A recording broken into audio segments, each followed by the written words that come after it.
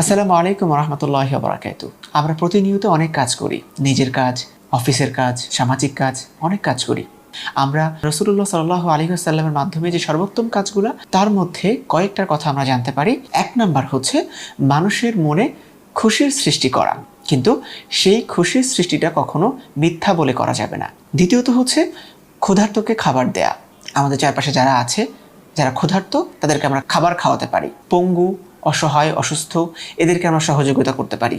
যারা দুঃখী আছে, সামর্থ্য অনুযায়ী তাদের দুঃখ দুর্দশা দূরীভূত করার চেষ্টা করা। এবং যারা আহত, যারা অসুস্থ, তাদেরকেও আমরা সামর্থ্য অনুযায়ী সেবা করতে পারি এবং সহযোগিতা করতে পারি। দৈনন্দিন আমাদের কাজের মধ্যে যদি আমরা এই সর্বোত্তম কাজগুলোকে যুক্ত করতে পারি, আমরা এর মধ্যে কোনো একটা কাজ আল্লাহর কবুলিয়ত পেতে পারি। আর আল্লাহর কবুলিয়ত পাওয়া মানে আমাদের জন্য অনেক বেশি কল্যাণকর। আল্লাহ পাক আমাদের সকল কাজগুলো কবুল করুক।